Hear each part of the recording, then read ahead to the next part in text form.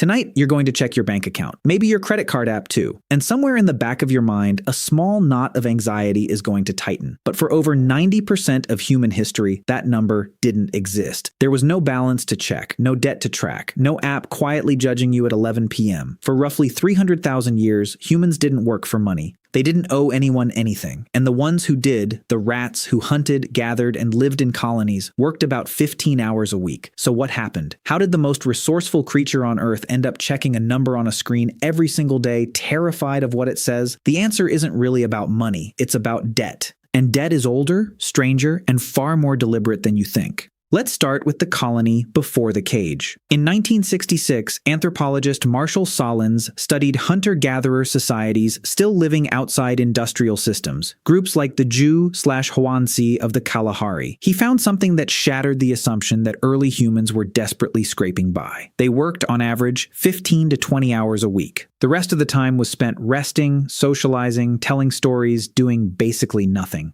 Sahlins called this the original affluent society, not because they had a lot of stuff, but because they wanted very little, and what they wanted, they already had. No rat in that colony owed another rat anything. If you were hungry, the colony fed you. There was no ledger, no interest, no due date. So when did the ledger show up? Here's the part that surprises almost everyone. Anthropologist David Graeber spent years studying the origins of economic systems, and he found that debt didn't come after money and barter. Debt came first, long before coins existed. The earliest written records we have, clay tablets from Mesopotamia, over 5,000 years old, aren't shopping receipts. They're debt records. Temples and palaces kept track of who owed grain, livestock, or labor to whom. Money wasn't invented to make trade easier. Money was invented to make debt trackable, to turn a favor between neighbors into a number that could be measured, enforced, and collected. The moment the ledger appeared, the colony changed forever. A rat could now owe another rat something that didn't disappear when the harvest came in. It could grow. It could follow you.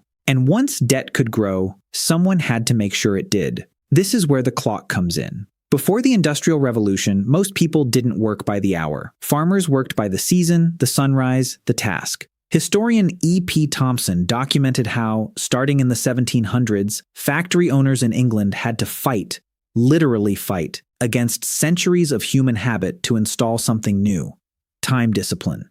Church bells and factory bells began ringing not to mark prayer, but to mark shifts. Workers who showed up late were fined. Workers who left early were fined. For the first time in human history, time itself became something you could owe. That's also where the word salary comes from, the Latin salarium, originally the allowance Roman soldiers received to buy salt. Your paycheck is, quite literally, named after a substance used to preserve meat so it wouldn't rot before you could sell it. Even the language of money was built around decay, around things running out. Now here's the twist nobody tells you. The system didn't just want you to work, it wanted you to owe. In 1950, a businessman named Frank McNamara forgot his wallet at a dinner in New York. Embarrassed, he came up with an idea, a card that let you promise to pay later. He co-founded Diners Club, the first modern credit card. Within 20 years, credit cards weren't a convenience anymore. They were the default. By the 1980s, American household debt had climbed into the trillions, not because rats got lazier or dumber, because an entire system had been built, deliberately, to make owing money feel normal, even smart. The word bankrupt comes from the Italian bancarotta, broken bench. In medieval Italy, when a moneylender couldn't pay his debts, other merchants would literally break his bench in the marketplace. Public humiliation, built into the language of finance from the start. Debt was never just numbers, it was always designed to carry shame. So here's where it gets uncomfortable. If you feel behind, if you check your balance and feel that tightening in your chest, that's not a personal failure. Jew/Hwansi hunter-gatherers, 15 hours a week, zero debt, would look at your 45-hour work week and your minimum payments and wonder what predator you're running from. You're not running from a predator. You're running from a ledger that was built on purpose over 5,000 years to never quite let you stop. The rat who works overtime to pay off a card that bought things to impress rats it doesn't even like isn't broken. It's doing exactly what the system was engineered for it to do. But here's the part that actually matters. Knowing the ledger was built doesn't erase your balance, but it changes the question you're asking. Stop asking, why can't I get ahead? Start asking, who benefits from me never asking that question? The first rats didn't have credit scores. They had colonies that fed each other. Somewhere between then and now, we swapped the colony for the ledger and told ourselves it was progress. So tonight, when you check that app, ask yourself, are you managing your money or is the ledger still managing you? Comment below.